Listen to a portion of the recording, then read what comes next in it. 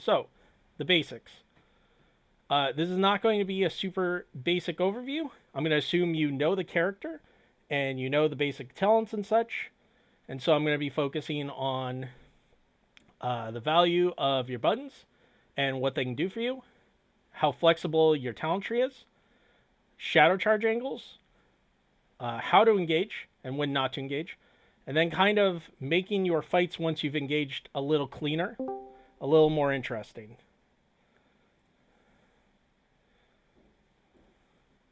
So, Shadow Charge, which is your Q ability, the primary thing there is you essentially are playing a hero with one bullet. That means once you use Shadow Charge, you can't do anything for X number of seconds.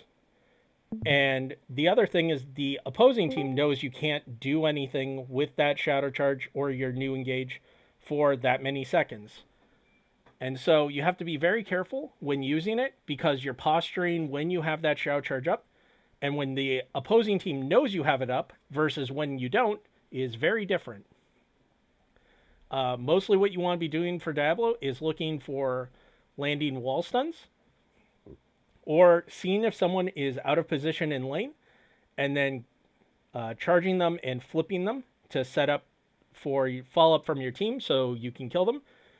Since this is oriented towards coordinated play, obviously you're going to get a lot more value out of that on comms, where you can tell your DPS when to follow up. And so you can get a lot of really easy kills if you're just looking for players who overextend. In Storm League, that's not nearly as consistent. I would recommend a lot more trying to look for wallbangs in your own engages, unless your team has already, shown that they'll follow up and wait for you to go in. Like a lot of skill shots in the game, specifically I like to reference Hanzo. If you land good shadow charges, that's the most important thing you can do. You don't want to land every single one of them, nor are you expected to. Because frankly, if you're doing that, you're probably taking too many shots. And if you land a bad shadow charge, you're probably going to just die for free. And you're not going to get any value out of it. And your team's going to be down a tank for however many seconds. And it's just all bad all around. Of note, you do get bursty later in the game with domination. If you can land a double wall stun, you can kill almost any squishy DPS in the game. Without any other additions, or even taking devastating charge for the bonus damage, you can basically 80% Vala with just wall stunning or auto W, flip, wall stun, auto. And so any kind of addition on there, you can usually kill pretty much any healer or kind of squishy assassin in the game. And so, sorry, I think can anyone tell me if the color's inverted on that or not? On the picture? Or does it look normal? It looks normal. Good. Looks fine. I have a weird thing on my Chrome extension, so sometimes it messes up pictures, so that's great. So, shadow charge angles. As you can see, I've kind of deleted the enemy from this picture, so you can get just a view of where their hitbox is. And so you're starting at the essentially max range of shadow charge here. That orange line is kind of the ideal line you want to be following, because you can see I've also highlighted the terrain on the wall and towers. You want to hit the enemy into that line and not accidentally pass the line. The red line just above it is what you want to try and avoid when you're charging people head on, because what will happen is you'll see the white arrow, you'll shove them just past where you want, and this happens a lot on gates, and so that's why I use this as an example, because if you do it wrong, you're going to slide them past the gate and not get a wall stun, and you're going to be under towers, and you're going to be very sad. So in an ideal world, you want to be doing it slightly off angle. You don't want to be charging head on.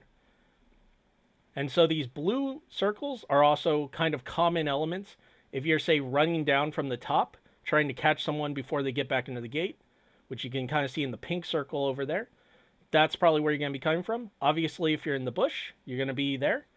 And you can kind of apply that, line from any position. And once you practice it mentally, you'll kind of get a rough idea of what your max engage range is, and then how that's going to affect you when you hit an enemy and they slide into a tower or just past a tower.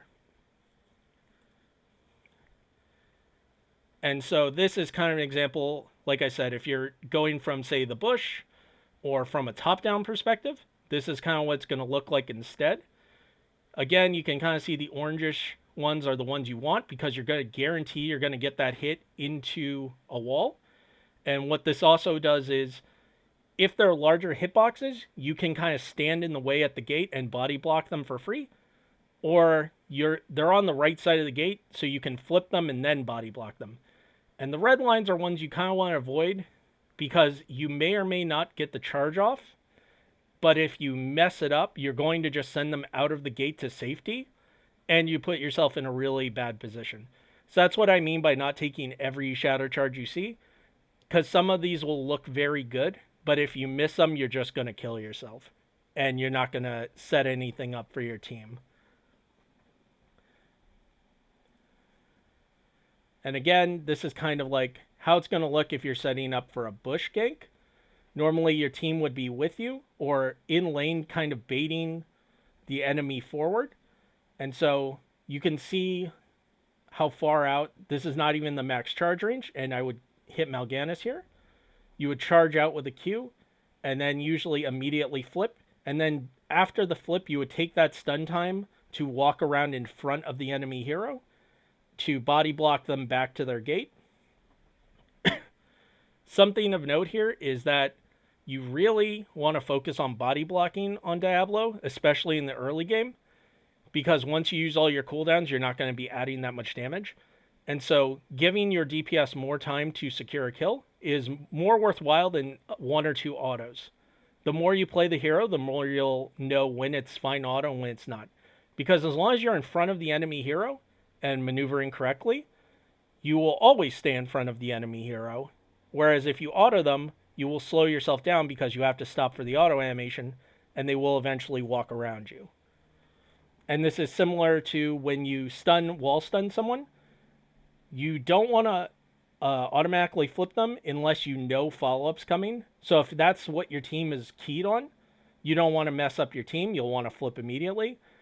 But if you can otherwise wait or you're not sure if follow-up's coming, just body block them because they're still stuck in the same rough position, and you give your DPS more time to follow up.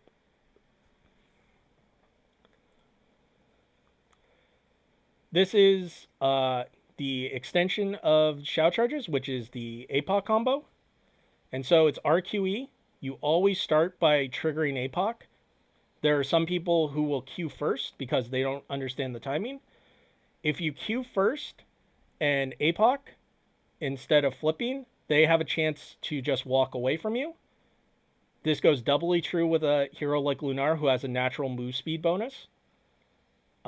It also means if they have any kind of evasive skill, like say Leeming Teleport, they can Q it and get it off before you would be able to flip in that case. And so in an ideal world, you always want to shadow charge and then immediately flip. If you think they have an evasive ability, they can Q, because obviously people are human. They don't react immediately. Ideally, you don't go after targets that can just get around you. This is a little dangerous because it's a Lunara, and Lunara has Leaping Strike, for example. So if you don't time it correctly, she can get the Leaping Strike off between the charge flip APOC going off, if there's any openings in there, and she will become unstoppable and jump to safety, or at least relative safety. And so that's something you have to worry about. But for your normal squishy, say like this KT, for example, he has no way around this. You're just going to grab him if they don't stop you mid-charge. And so you can see the blue like flame around Diablo there. That's like a frame or two into shadow charge animation. This is a max range shadow charge at the start of the animation. And you'll see by my little text here, you can see it's about 5 hitboxes away from the Lunar. And that's roughly, if you go by hero models, like roughly what it's going to be for your max engage range. So this should give you some idea of how far. You can also look at the bush on the top of the picture and how far you are into lane for a general idea of how far this engage range actually is. And so I'm going to click on this real quick.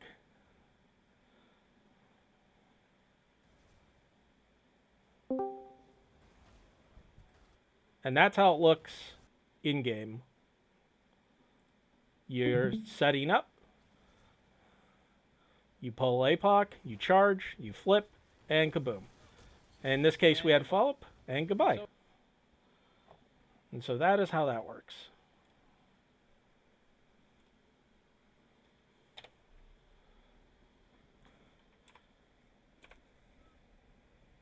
And so if there are any questions about that, now's a good time to ask about shadow charge stuff. Otherwise, I'm going to move on to the other abilities.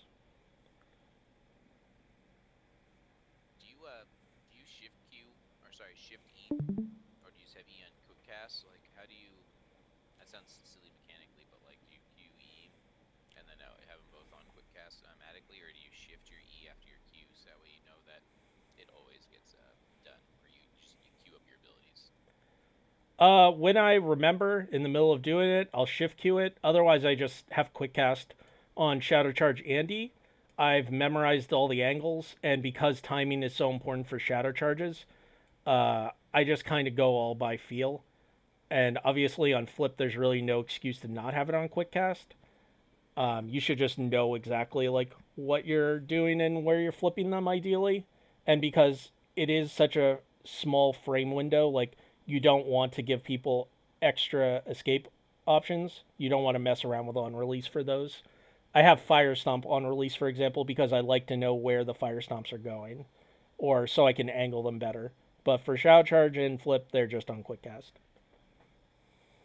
Nope, that makes sense. I just didn't know if you had to, like, for the combo to work, you have to shift the E to make sure that there's no frame missed for the. Nope, you do not. This is doubly true with wall stun. In general, also, if they're going to use an escape attempt and they're looking for it, what's going to happen is they're going to do it mid shadow charge anyway. So even if you queue it up, more than likely what's going to happen is your shadow charge is going to disjoint, and then you're never going to, the E's not going to go off anyway, is ideally what's going to happen if against an opponent who knows it's coming and has an escape ability. Perfect, thank you. Yeah, no problem. So, your flip, Overpowering Nightmare. If you can flip an opponent without having to charge them, that's usually worth doing. That means if you can mount up and run at someone from a bush and flip them and set that up, you get to save your charge. So when they try and walk by you, you can charge them into a wall, or you can charge them directly back into the middle of your team if there's someone who doesn't have an escape, and they're most likely just going to die there. And so it just gives you more options. You can basically treat it like a mini Garrosh, where you're just doing the same thing Garrosh is. You're looking for flanks, you're looking for bush traps, you want to just run at them and flip them if possible, and that way you still have charge up. In the middle of fights, if you're not setting up a combo, you want to save your flips for interrupts. So some examples listed here: Mosh, anything Orphea does. Specifically, I like to interrupt Chomp if I can, because that's one of her main sustain tools when she talents into it for the shield, and it gives her max chaos. Sonya Whirlwind, which isn't quite the factor it was before Slam Build got really buff, but, you know, anyone who Whirlwinds, just flip them out of it, deny their healing. And, you know, anything with an obvious startup, especially for heroes that have to be in, like, melee range. So if you're looking for those startups, and especially like the sound cues, you can stop a lot of stuff with a flip. Obviously, if you have to stop a dive hero and you're not engaging, then saving flip to get some peel is really big. Illidan, Kira, Sonya, etc. Anything that you can get your teammates some space. And since it puts them to the other side of your body, you can also follow up by trying to body block them after. So generally, if you can stay on them, it's very good for peel. The problem, obviously, is as Diablo, you're usually the one going in, so peeling could be quite difficult unless you discuss it ahead of time. With the last patch, Feast on Fear gives an instant heal as soon as you start stun, which E counts as. And so what's going to happen is you'll get an immediate heal, so you will no longer die during the animation, assuming they don't, overburst you during that through your heal as well. So that's really good for, say, overpowering Nightmare, or when you are just in a fight with very low health. Flipping used to be worse than just attacking someone outright if you went, say, AA build. But now, because of that immediate burst heal, it's less bad. It will still be spread over 3 seconds, but 2.5% with 100 souls, especially later in the game when your health bar scales immensely, is quite a bit. So, something to keep in mind. As I mentioned earlier, Mount Flip is your best and safest engage tool if you can do it. But if you can't, then whatever. And again, body blocking, really important if you can land a wall stun. Don't just insta-flip unless you have follow-up. For Fire Stomp, you primarily use it for demounting and scouting bushes, or any kind of place where you think they may be hiding. You can use it to check camps. You can check objectives, etc., etc. You can also use it for easy channel stalls. It is crappy wave clear, but it's low mana, so as long as you're not using any other buttons, you can just spam it on wave. And as long as you kind of lead the fire stomps through the majority of the wave, they're actually not too bad for that. You can weaken a bunch of minions at once. When you're in the middle of a fight, you want to go ahead and fire stomp immediately if possible. And that's because, again, you're going to get most of your healing from it when it comes back and through multiple heroes. And so the sooner you put it out there, the sooner it'll return to you and the sooner you get that healing. If you're going the W build, the Fire Stomp build, then you really want to do that because once you get 10 stacks, you have your full 30% spell power bonus. Your Souls to the Flame bonus is much bigger. And obviously your little Holy Fire ability turns on with that ability as well. And so you just really, really want those W's in there. And additionally, if you are going Fire Stomp build, you really want to practice getting out W's in between your flips and your charges because it will reset. And so in an ideal world, you want to, like, say, Q Fire Stomp auto or, Fire Stomp auto, whatever, and then flip, Fire Stomp, keep autoing. You probably have another Fire Stomp off cooldown, and then Q, Fire Stomp, etc. You can easily get off 3 Fire Stomps before the first one's even returned. And you can get off 5, 6, 7 in the middle of a fight. It used to be even the normal builds because of Diabolical Momentum. It affected Fire Stomp cooldown. It doesn't anymore. But it used to be really easy to spam that even if you weren't full W build. And so the amount of healing, if you take Souls to the Flame, shouldn't be underestimated. It's really good for that. And the same thing with Hellfire and Debilitating Flames. If you're doing that, you just want to keep spamming them as much as possible. The other thing is, if you're throwing a bunch of Fire Stomps out, you want to throw it behind you before you flip. So that way, once you flip them, they're going to get hit by all the returns. Your Heroics, Apocalypse, and Lightning Breath, the vast majority of the time you're going with APOC because of the engage, and because also you can set up easy wombos around it. The most common ones, at least used to be, using Void Prison for it, Leyline if you have a Medivh player, Dragon Arrow is a really easy one, etc. Basically anything where you AoE stun, you can follow up with an APOC if the delay is long enough. And then Lightning Breath is usually only seen in the W build, and that's because it's balanced around Hellfire spell power, essentially. Lightning Breath on its own does very little damage, and you're mostly using it as an unstoppable or a slow for your team. But with Hellfire, once you get the full spell power, you can go ahead and just rip it as a follow-up. And again, if you're using it as the end of an engage on a squishy, you will kill them with this most of the time. And if you just kind of splatter it on the enemy team with 30% spell power, you can go to practice mode and try it out for yourself on the training dummies. You'll usually get upwards of 6,000 damage if you hit 3. In a real game, you're more likely going to get between 1 and 3k as they spread out and hopefully run away from each other. But based on how many times teams wipe to Deathwing queues, I'm going to say realistically you probably will still kill teams with this because they'll just clump and they won't respect the quick slow of it. The other reason Lightning Breath's good in W build specifically is because Soul Shield resets seconds based on damage you deal to heroes. And so, obviously, if you're having an ability that ticks, that's going to reset Soul Shield incredibly quickly. So you can essentially pop Soul Shield, throw out a Fire Stomp, pop Lightning Breath, and by the time you're all done, your Soul Shield will be reset, or practically be reset. And so this is just how I see engages in the game. Every tank is going to have their own way of looking at it. In fact, pretty much every hero besides the healer is probably going to see the game in terms of like how they're going to engage or otherwise be engaged upon. And I find the higher you go, the more natural this all sees. And you can kind of see it in how people play their games. Whereas if you look at then lower division games, what happens is you'll see, oh, well, somebody could have gotten somebody there, etc., because of different positioning. And most of the time that positioning is because not realizing they're in danger. And so at the start of any like hero, I'm going to ask like, what are my effective engages? What tools do I have to accomplish them? What's a good engage going to look like? What's my output? Like, how much am I going to CC them? What am I going to put into it? What damage am I going to output? Stuff like that. And then I'm going to ask, because we're playing in coordinated, what does that look like from the point of view of my team? And obviously with Diablo, it's a very obvious one. If you charge flip someone, then anytime they can easily follow up and get a kill from that charge flip, then that's a good engage.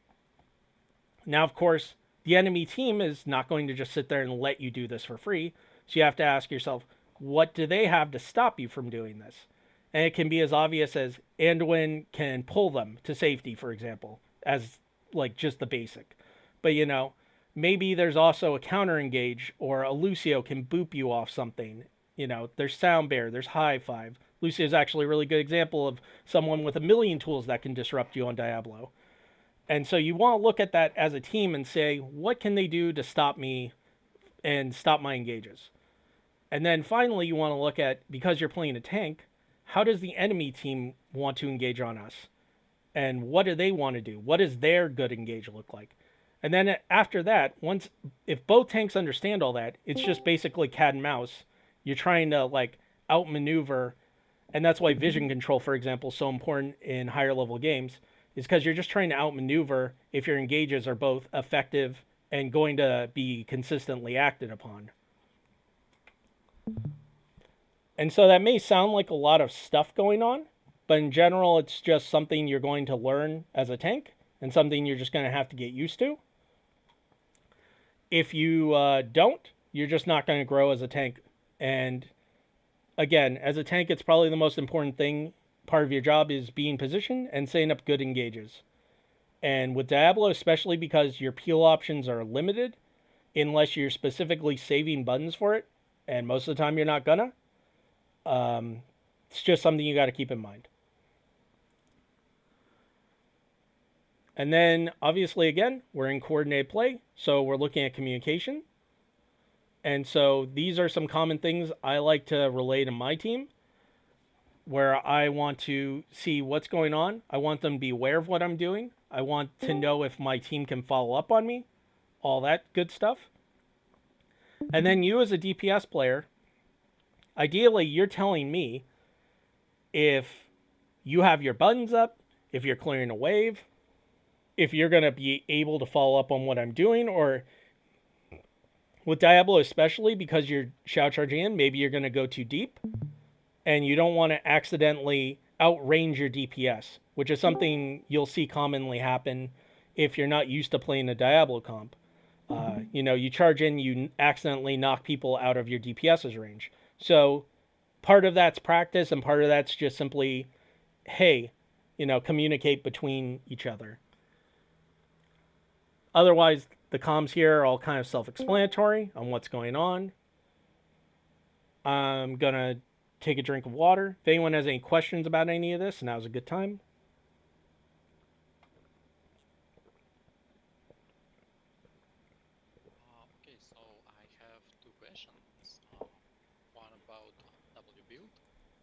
Before we get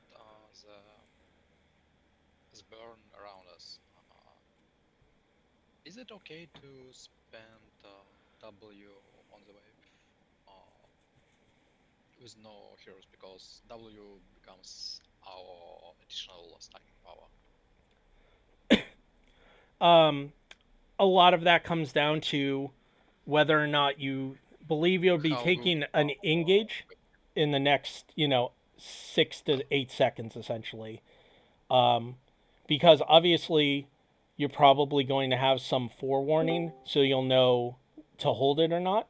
If you think an engage might break out, you still will probably be fire stomping, if only to demount the enemy tank, because primarily what's going to happen at that point in the game is both tanks are going to stay mounted at all times unless they are engaging or someone knocks them off a mount. And so fire stomp's really good for that purpose. Yeah, it's kind of appeal. Yeah. Yeah. Okay. Also, what would you say about follow-up for Mace Wall if somehow we ended up on the same team? I feel like it's also a good setup for the apocalypse. Yeah.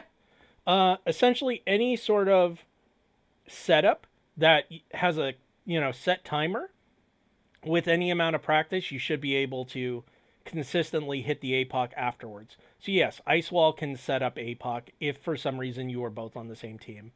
And similarly, APOC can set up Ice Wall for if you want to do it in the reverse. Say you had Shatter on 20 or something, so you had a reason to do so, and something like that. So yeah, like I said, VP and Leyline, Arrow, they're all the common ones. Ragnaros is a good one. If you hit anyone while you're Molten Core queued, you can follow up with APOC.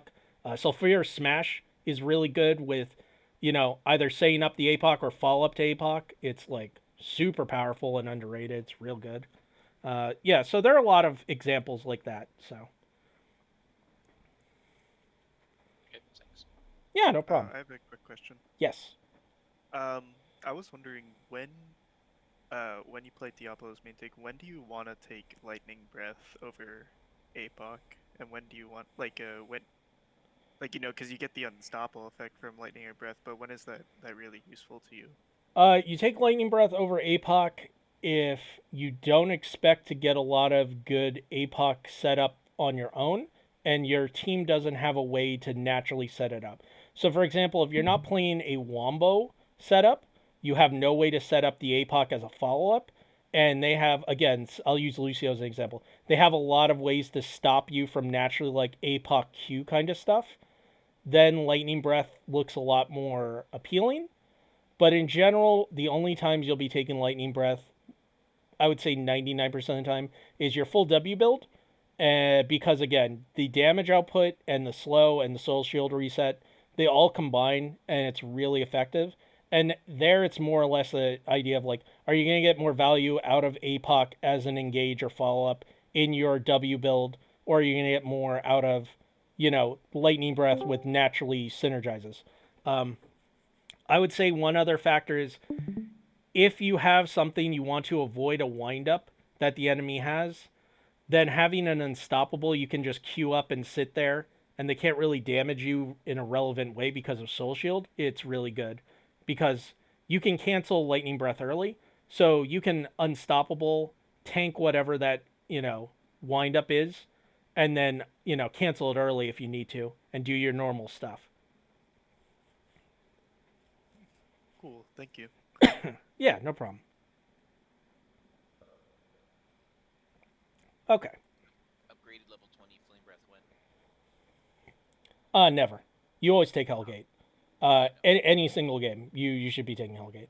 I've tried all the 20s, and I've gotten value out of all of them at one time or another, but Hellgate just gives you the most utility by a huge margin, and so I just can't make a good argument for any of the other ones. I'm sure other Diablo players may have one or two, like I've seen like Lord of Terror taken in a few niche situations, but unless you have a really, really good reason for doing it, just take Hellgate. It's just better. These are the general builds you'll see. This isn't to say the builds will always look like this, because the talent tree on Diablo is really flexible in general, especially the one. All the ones are viable. The most common one you'll see is Feast on Fear, because again, it's the burst heal, and it's the best one in the middle of combat situations. Devil's Due you'll take when you're setting things up ahead of time, either because you can pre-tap, so you get a huge like pre-heal, or in the middle of a fight when you go to reset. Obviously, you're coming back at full health. Same thing if you can get consistent globe priority. Braxis is another good example. If you can control the regen globe generator, you can get one from the wave and one from the regen globe. And so you'll consistently be pretty close to, full health and decent mana. So stuff like that. AA build is probably the least flexible, because realistically you have to go Life Leech on 4, Momentum on 7, and Cruelty on 13. 16 can be Domination, just because Domination's really good in general. Turns out Shadow Charge is your best, button, and so the more Shadow Charges you get, the better. Otherwise, you're taking Overpowering Nightmare, just because extra flips, extra heals, and again, cooldown. So yeah, but these are the general builds you'll see. Again, I don't really want to spend a ton of time talking about any of them, because if you play Diablo for any real amount of time, you know what these are. In general, I would say W build is the hardest to play well, because you spend all that time practicing your shadow charge angles and stuff, and now you're mostly relying on Ws. And you have to get used to throwing Ws in between all your cooldowns to kind of maximize W build. Not only because of the spell power bonus, but also because of the healing. Your main healing output is going to come from those fires. So if you're not consistently throwing them out between charges, flips, natural cooldowns, you're just kind of making your build worse. That's also why Feast on Fear is really good. You're just going to naturally get healed for what you're already doing in a fight. So you kind of can forget about it, and it's still going to work for you. This hybrid build at the top's not as good as it used to be, but it used to be a pretty common one when Souls of the Flame was the usual go-to at 4. And just obviously the Q talents were really good before the Devastating Charge quest got changed around. I still go it sometimes because I just really like the Q power spike later, and because I expect to land a lot of my charges. And because W on 4 gives you a way to kind of rebuy your souls in the mid to late game. It's not going to... But the problem is, you're usually going to be anchoring in the late game and staying out of vision, so it really doesn't buy you that many souls. And so, realistically, it's more of a preference. I would say you want to go AA build when you're learning the hero, because, it's the simplest. But in actual coordinated play, it also gets punished the worst, because people naturally pick blinds against you. CC is already good against you. Displacement's already good against you. And so by taking the AA build, you're double downing on these weaknesses, and you're essentially like letting them exploit you twice. And that's also why Soul Shield gets better in coordinated play, because all the damage is going to be dumped onto you in a smaller amount of time. So the better timing you have on Soul Shield, the more you're going to counter defensively. And then Q build seems to mostly be a European style build. And obviously you get a lot of burst protection when you Q someone. It used to be 50 armor off the 4. Now it's only 40. Not sure how much that necessarily changes things. But again, if you're consistently landing Qs, it's very strong. And the armor really helped. Not sure if it's still good. I'd have to try it with the nerf. But again, so Spell Shield's weird. Certain things in the game, percent damage-wise, are coded to technically be spell damage.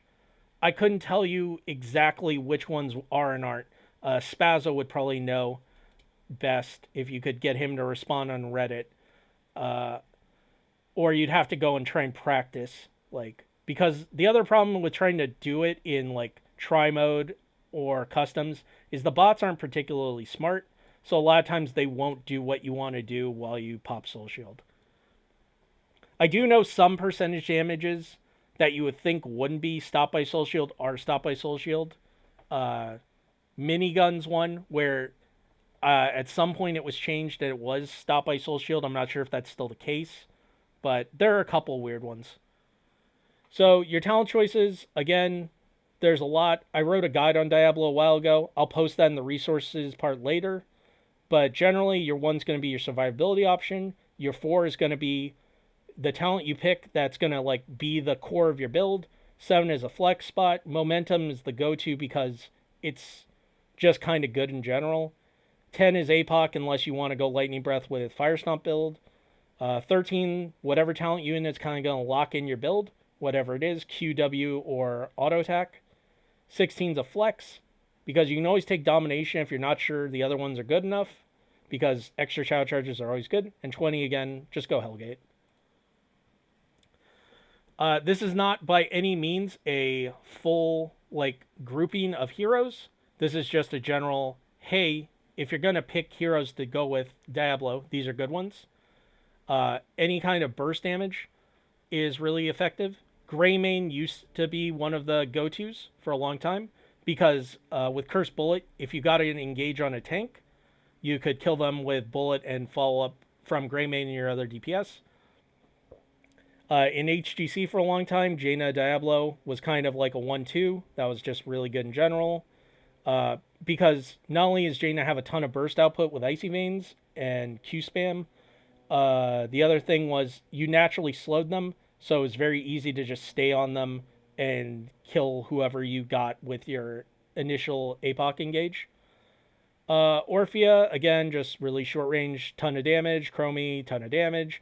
Li Ming, ton of damage. And plus you also get a reset, so if anyone else is in range, you can immediately follow up.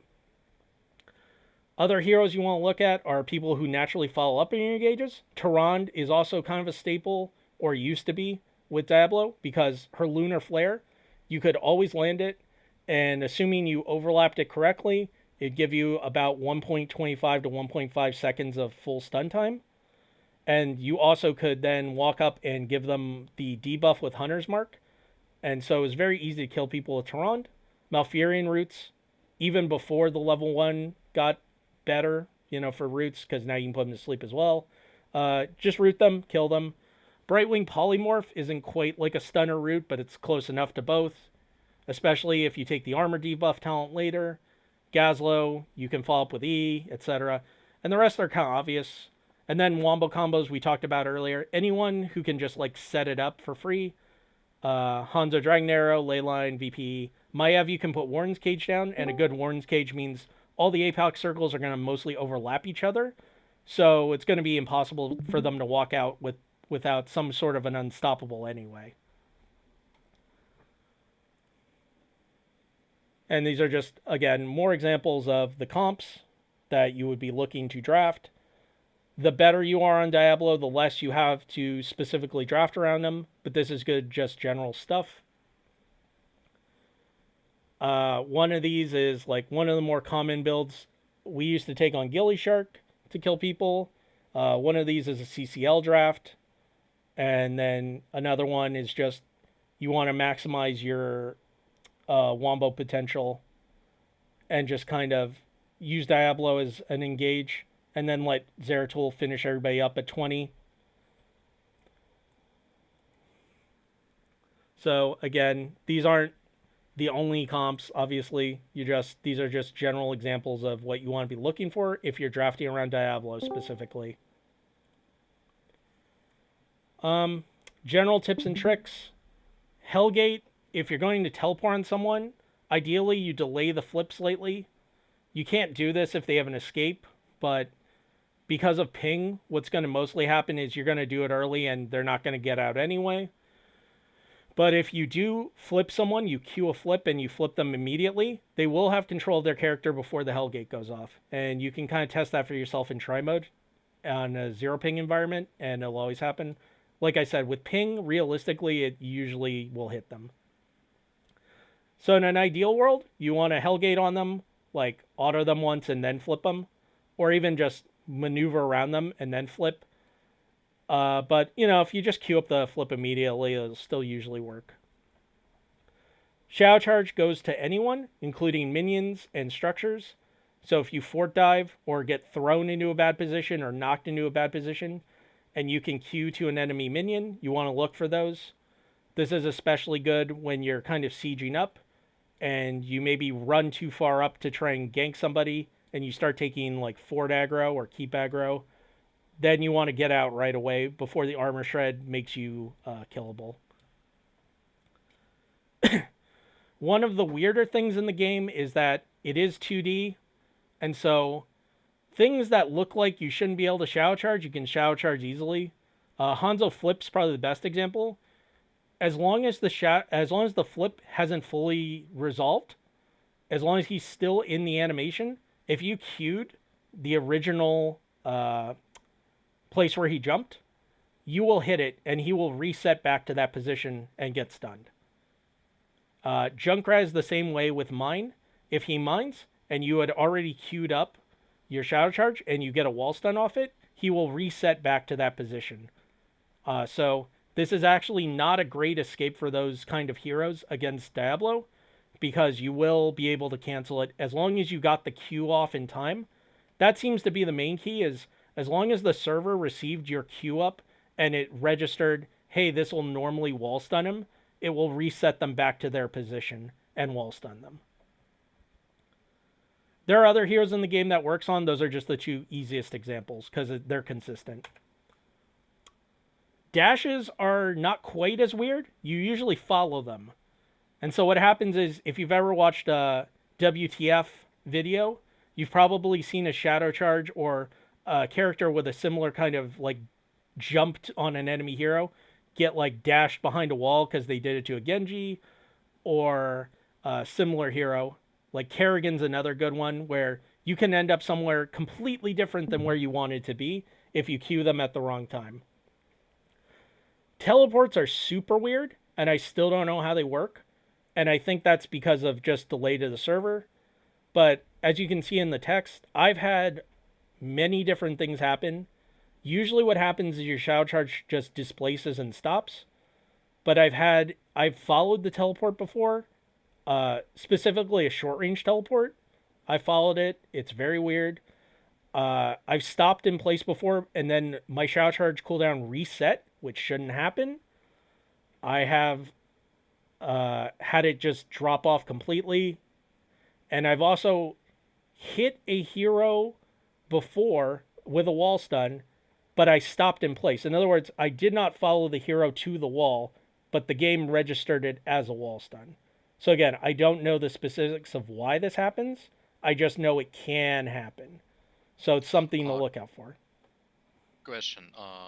In case of stopping in place with charge on CD and enemy here stunned, could they have entered the knocked stage and then entered the TP, and they have been knocked after TP? So have you reached them before they TP'd? That's a good question. I'm sure at least some of the times I have reached them before, and so what I've seen is probably on the server end I connected, and on the end I was watching it looked like I didn't, and perhaps the game is just resetting to what it considers the correct position. Like I said, it's kind of just weird, and I don't know why, which is why I think it's mostly a server thing. So you could be correct in your assessment there. But generally, it is not consistent. I would say the most consistent outcome, and what I think is the supposed to be the correct outcome, is you just stop. You just stop in wherever you were when the teleport goes off and they're no longer in shadow charge range, essentially. I think that's also part of it. If they shadow charge and they're still in the technical maximum range of the shadow charge, that may have something to do with it. But as far as I know, your charge should just stop dead, and you should lose the cooldown.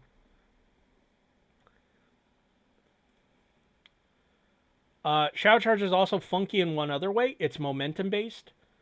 So if you do a full range shadow charge, your character model will be moving faster than if you did a short one. The most relevant example I have for this is that I think it was Mockery who tried it, or someone in the Windstriders Discord tried it, and they consistently could stop Mosh Pit once it got started by full range shadow charging them. And so you can consistently stop it with full range. And the shorter it is, the less likely this is to actually happen. But yeah, I've tried this in real games and it does work where you can cancel it out when you shadow charge at range because your character model is moving too fast and will hit them out of it. Uh, you'll also see this on occasion where the game will stop your hitbox on terrain on the way to the enemy model, and then the enemy model gets knocked back into a different wall.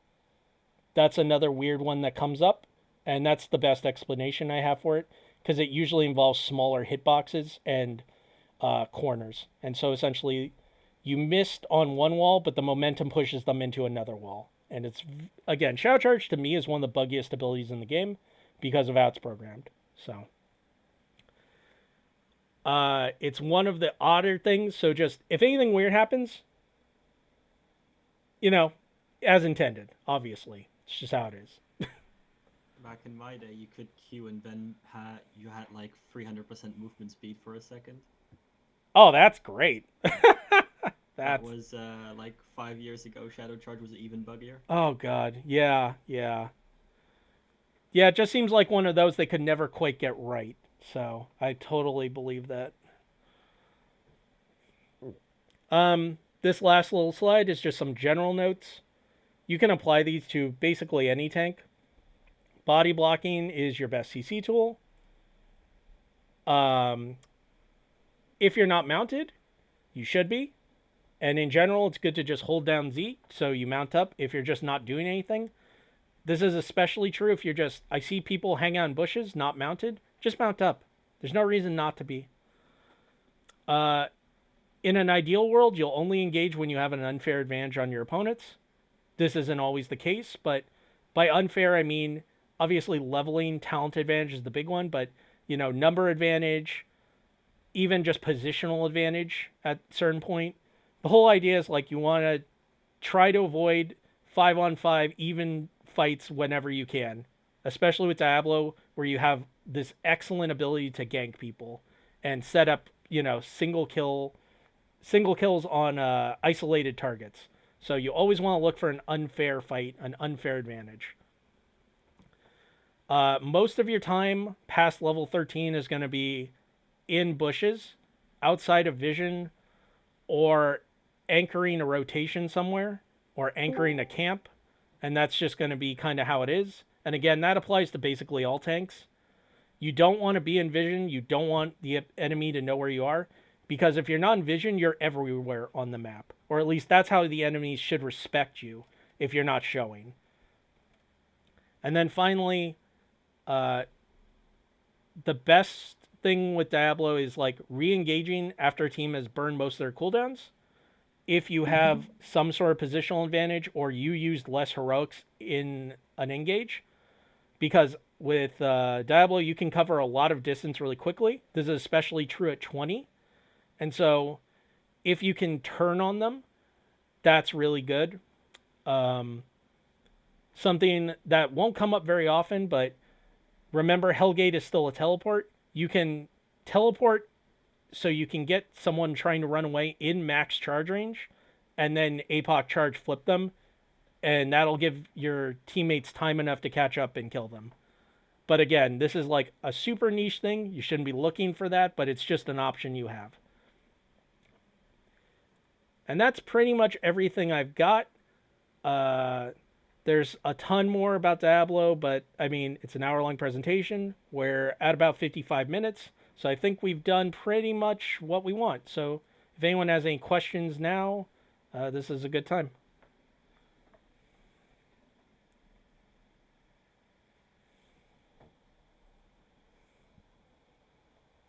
And yeah, thanks all for watching and listening.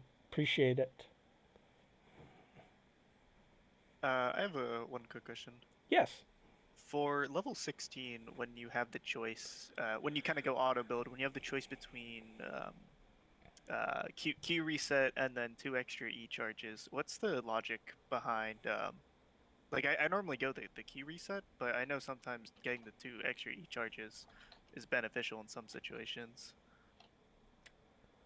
Sorry, go ahead. Yeah, I was just wondering, when is the best time to pick up the 2 extra E charges? in general, I would take the extra E charges if I was fighting in lanes a lot away from walls or on objectives without a lot of easy wall bangs. The other reason, because the main thing about domination is like there's two main reasons to take it. One is for the potential kill with the double wall bang kind of stuff, and the other is because you're likely to get another quick shadow charge when you're fighting in on an objective or on a camp, and it's easy to set up. So that's the main reason to take domination. So if those things are untrue, then you want more flips. Also, in general, healing. Obviously, having 2-second cooldown flips is, with Feast on Fear, is a lot more healing than Shadow Charge is going to enable. Cool. Thank you. Yeah, no problem. Really nice presentation. Thank you. Okay, I'm going to